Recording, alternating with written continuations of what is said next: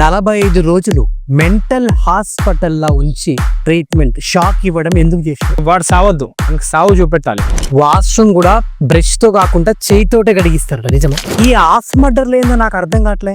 మీ మీద ఎన్నిసార్లు murder attempt జరిగింది? ఎంత మందిని ఒడిషిర్రు మీరు అంటున్నా? కత్తి ఘాట్లు గీతలు ఏమైనా ఉన్నాయా? అనిపించింది ఎప్పుడైనా ఇక చచ్చిపోదాం ఎందుకు ఈ జీవితం అని?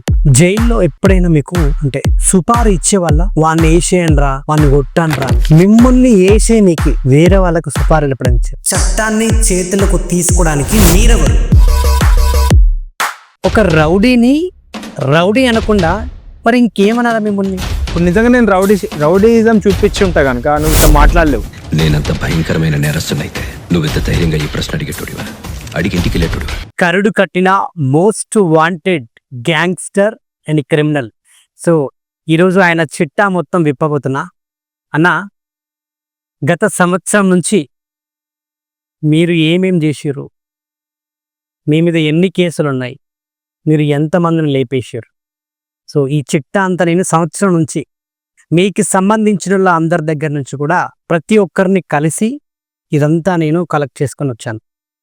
సో మరి ఇందులో ఎంతవరకు వాస్తవాలు ఉన్నాయి, అవాస్తవాలు ఉన్నాయి అన్నది మీరు నాకు ఈరోజు స్ట్రైట్ ఫార్వర్డ్గా చెప్పాలి.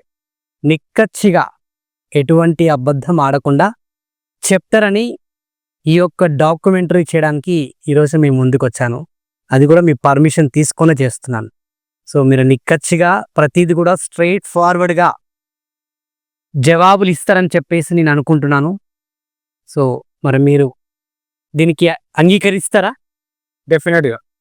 కరుడు కట్టిన మోస్ట్ వాంటెడ్ గ్యాంగ్స్టర్ క్రిమినల్ 10వ తరగతి నుంచే గ్యాంగ్ని మెయింటైన్ చేద్దామని మొదలుపెట్టిన మీ రౌడీయిజం ఈరోజు ఇక్కడ దాకా మిమ్మల్ని తీసుకొచ్చింది.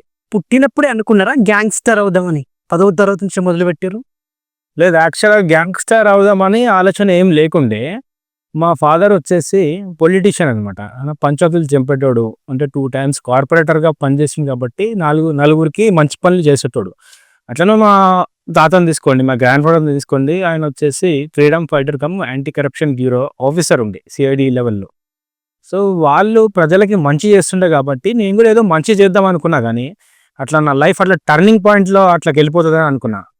ఓకే, పాయింట్ అన్నారు. మీ తాతగారు ఫ్రీడమ్ ఫైటర్, నాన్నగారు గొప్ప పొలిటీషియన్, మీరు రౌడీ. రౌడీ అనకన్నా ఒకప్పుడు రౌడీ అనిపించుకోవడానికి, రౌడీ అని పిలిపించుకోవడానికి మీకు బాధ అనిపించట్లే? బాధ వేసింది చాలాసార్లు. కానీ అప్పట్లో ఉన్న అంటే గ్యాంగ్ మెయింటెనెన్స్ తిప్పుకోవడం అవన్నీ చూసి రౌడీ అంటే నేను ఒక రకంగా ఫీల్ అవుతుండే. అది ఒక పెద్ద బిరుదులాగా ఫీల్ అవుతుంది. రౌడీ నన్ను చూస్తే చాలామంది భయపడాలి అని చెప్పేసి. కానీ ఇప్పుడు అదంతా లేదన్నట్లు. రౌడీ అనకండి, కామన్ మ్యాన్ అనండి, నేను ఒప్పుకుంటా. రౌడీ మాత్రం అనకండి. ఎందుకంటే రౌడీ అనగానే నాకు మొత్తం పాస్ట్ మొత్తం గుర్తొస్తుంది సార్.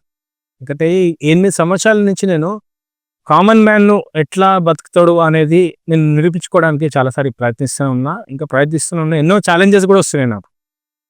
ఎంతోమంది అంటారు వీడు మారలేదు, మారినట్టు యాక్టింగ్ చేస్తుండు అని అంటారు. కానీ నేను కంప్లీట్గా మారిపోయాను. మీరు ఎంతవరకు నిజం చెప్తారనేది ఈ చిట్టానే మొత్తం బయట మీరు అడగచ్చు. ఓకే, మీ మొదటి కేసు ఎప్పుడైంది? అంటే ఏ ఇయర్లో? నా కేసెస్ స్టార్ట్ అయినాయి అంటే 2004 నుంచి స్టార్ట్ అయినాయి. పోలీస్ స్టేషన్కి పోవడు రావడు, మా నాన్న ఏడిపించుడు, మా అన్నయ్య ఏడిపించుడు. అంటే అప్పుడు కొంచెం పైసా బలగం బాగుండే మా దగ్గర. ఏ ఇయర్లో? 2004 నుంచి 4 నుంచి స్టార్ట్ అయింది. అది మెల్లమెల్లగా పోలీస్ స్టేషన్లు దాటి ఇక జైలు దాకా దారి తీసింది. అంటే ఒక నటోరియస్ క్రిమినల్ అన్న పేరు వచ్చింది నాకు.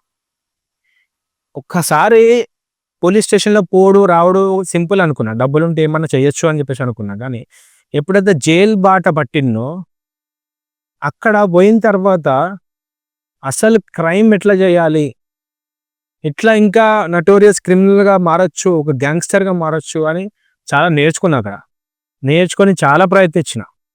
కానీ డిపార్ట్మెంట్, వాస్తవం చెప్పాలంటే డిపార్ట్మెంట్, గవర్నమెంట్ వదలదండి. సో కొన్ని క్వశ్చన్స్ ఫాస్ట్గా అడిగేస్తాం నేను.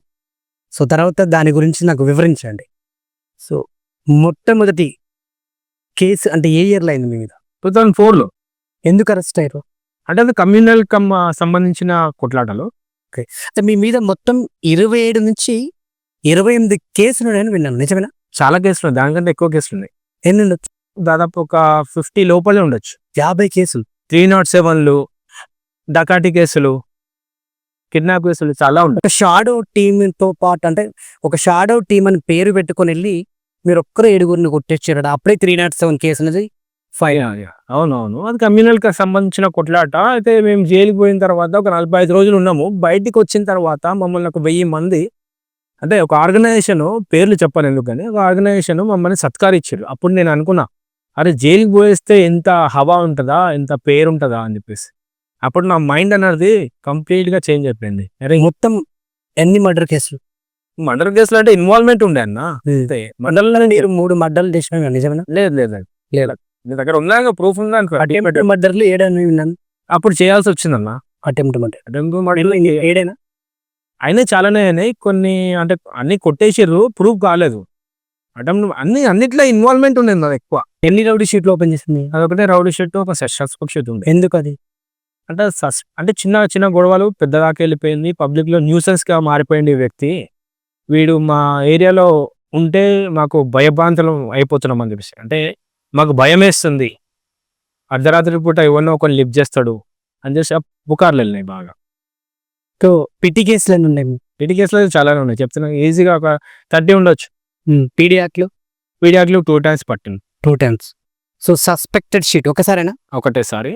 సస్పెక్ట్ షీట్ అంటే ఏంటంటే వాళ్ళు ఇండియాలో ఎప్పుడైనా ఎవరైనా అనుమానాస్పదంగా మనం తీసుకోవచ్చు, లిఫ్ట్ చేయొచ్చు, వాళ్ళకి రైట్స్ ఉంటాయి. అది కిడ్నాప్ కేసులు ఎన్ని? కేసులు అంటే ఇప్పుడు అన్ని పాత కేసులు ఎందుకన్నా మనకి, మీ దగ్గర ఉన్నాయిగా, మీరు అడగండి, నేను వాస్తవం చెప్తా ఏందో. సో వెపన్కి సంబంధించిన ఎన్ని కేసులు మీ మీద ఫైల్ అయ్యాయి, అంటే ఎంతమందిని ఒడిషిర్రు మీరు అంటున్నా?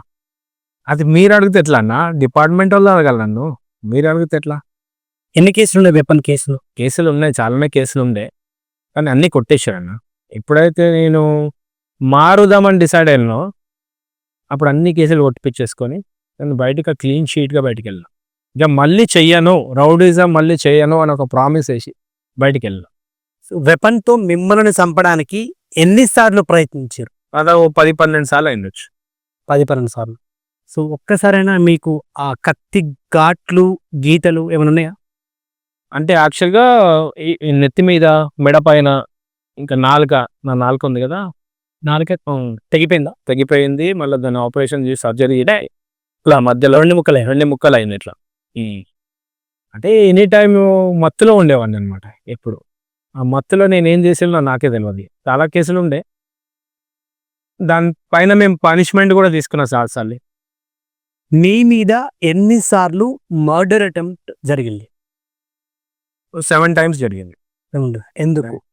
అంటే నేను కూడా వాళ్ళని చిత్రహింసలు చేస్తున్నాను అనమాట. ఎట్లాంటి? అంటే అన్న ఒక మాట చెప్పాలా, నేను కావాల్సుకొని రౌడీ షీటర్ కాలేదు. కావాల్సుకొని నా మీద రౌడీ షీట్ కొందరు వేయించారు మాకు, అంటే నాకు పడనోళ్ళు. ఎందుకంటే ఇప్పుడు నా ఒక్కటి కూడా నా పర్సనల్ గొడవలు లేవు. ఇలా అందరికీ మంచి చేద్దామని అనుకుంటా, ఆ మంచిలా చెడైపోయింది. నన్ను మిస్యూజ్ చేసుకున్నారు ప్రతి ఒక్కరు. పడనోళ్ళు అన్నారు కదా, ఎందుకు మీరు వాళ్ళకి మీరు దుష్మన్ అయ్యారు? అంటే వాళ్ళదెవరితో పంచాయతీ, ఆ పంచాయతీ నాణ్యత మీద వేసుకొని నీకెందుకురా ఇది అని అంటే, నేనే సాల్వ్ చేస్తా, నేనే తోపుని తురుంచిని అని చెప్పేసి ముంగడికి పోయి వాళ్ళని భయభ్రాంతులను చేస్తుంది, అలా బెదిరిస్తుంది. చట్టాన్ని చేతులకు తీసుకోవడానికి మీరెవరు? నేను ఎవరిని మీరు కరెక్ట్గా అడిగారు, కానీ అప్పుడు నేను అట్లా ఫీల్ అవుతుండే అన్న. అంటే నా తర్వాతనే చట్టం మనతో ఫీల్ అవుతున్నాను. నా తర్వాతనే ఏదన్నా నా దగ్గర సెటిల్మెంట్ అయిపోవాలి అన్న, చిన్న బాయ్ దగ్గర సెటిల్మెంట్ అయిపోయింది అని తెలుసుకుంటే మంచిది అని చెప్పేసి అనుకుంటాను.